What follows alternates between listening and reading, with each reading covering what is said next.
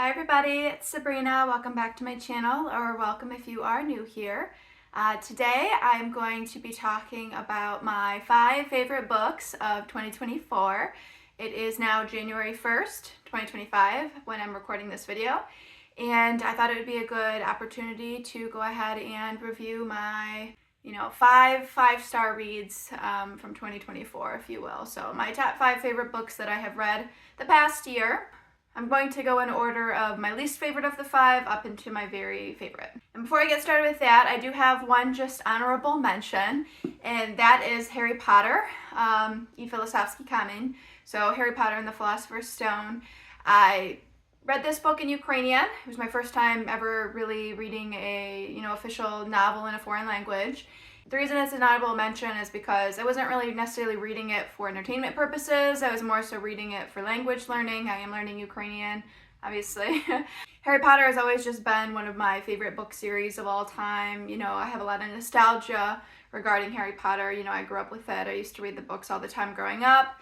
And so, very enjoyable, very fun to kind of read it again, I guess, for the first time in a foreign language. So honorable mention there.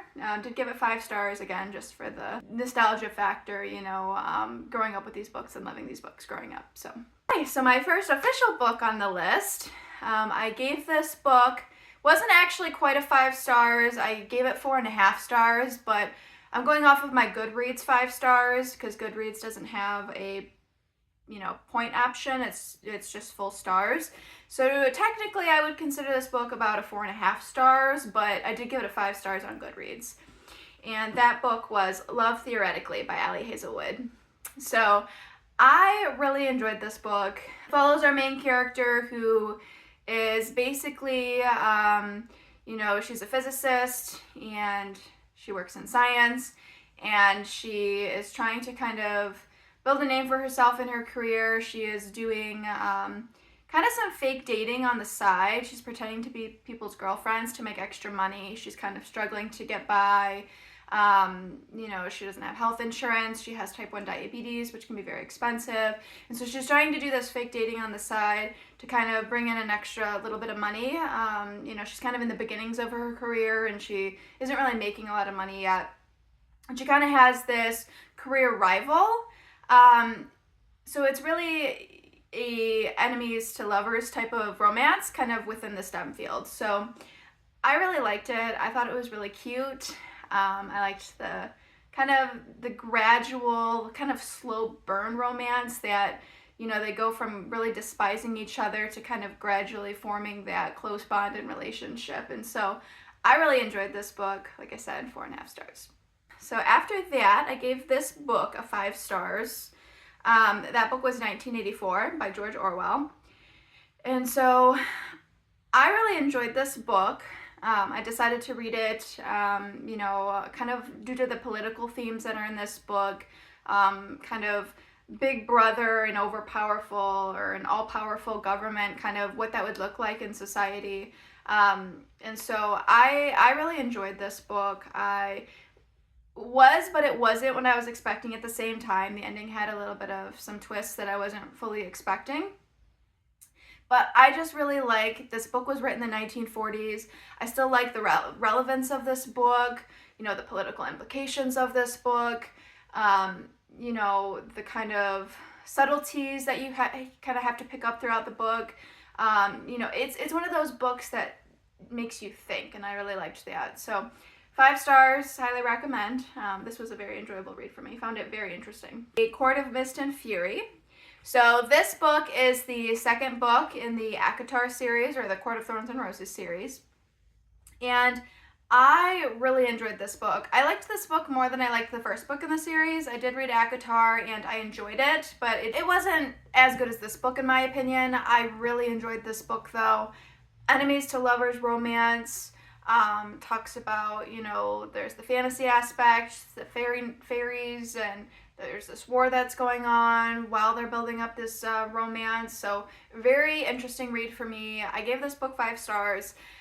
And really this book kind of has a nostalgic place in my heart now because 2024 is really the first this has been the first year that I'd gotten back into reading after a long break. I used to read a lot in high school. I kind of stopped a little bit with reading once I got into college. I got busy with college. I got addicted to social media. Then I graduated college. I got a job. I started working full time. And so I hadn't had a lot of time to read until this year. I kind of I'm established in my career now. I've been working as a nurse for almost 5 years. I'm out of college. I deleted a lot of my social media apps off of my phone. And so I feel like I got my time to read back. But this is what sparked my love of reading again. So I made effort to get the time back to be able to read. But this book really re-sparked my love of reading again. So this was one of the first books I actually read this year, so it was kind of perfect that I happened to find a book that I really liked and I really enjoyed right as I was starting to pick up getting back into reading again. So definitely a special place in my heart for this book now, due to re-sparking that love of reading for me. But yeah, I highly recommend this book and this series. So my second favorite book of the year was The Kite Runner by Khaled Hosseini.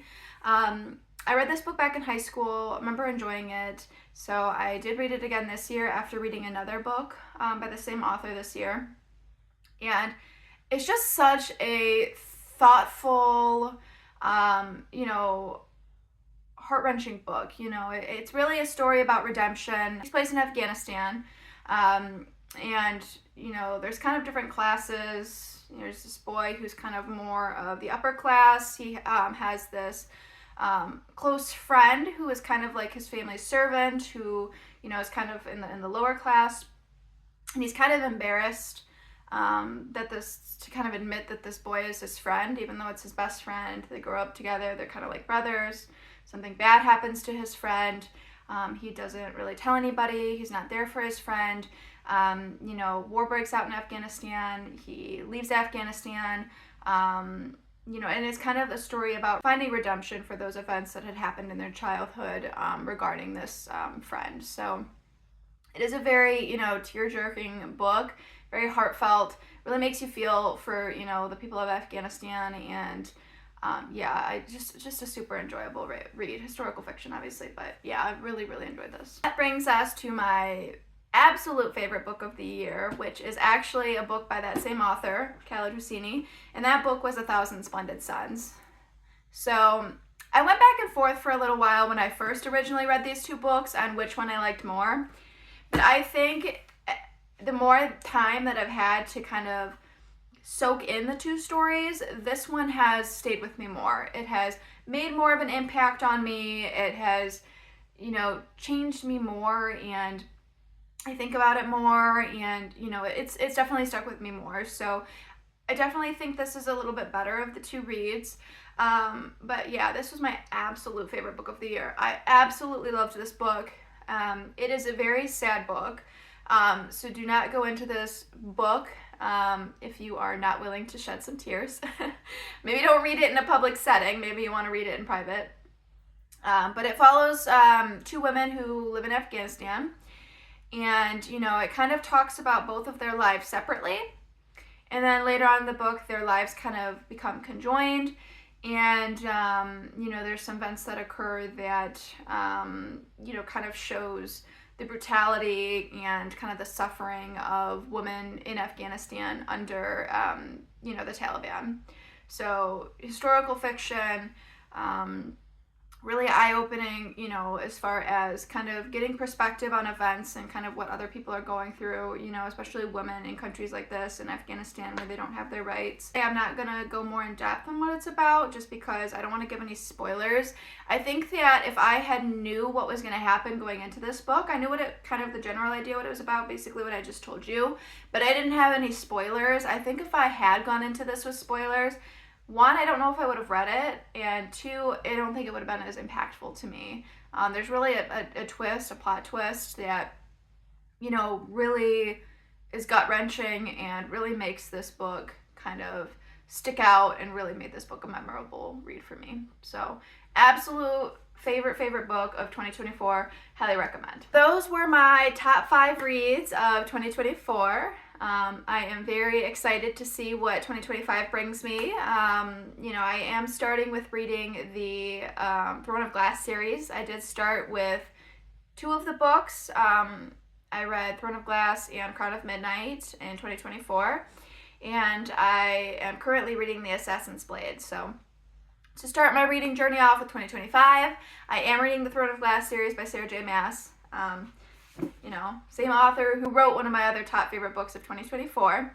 So I am hoping, that I'll find another 5-star read within this Throne of Glass series. I have read a few books so far. They've been good. They've been okay.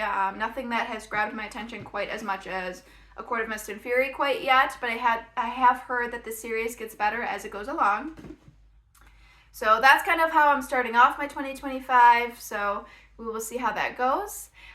If you guys want to share your top 5 reads of 2024, or if you've read any of the books that I talked about today and you want to let me know what you think, you can write down below in the comments. Please like and subscribe to this channel if you haven't already, if you enjoyed today's video, and hopefully we will see you again in another one.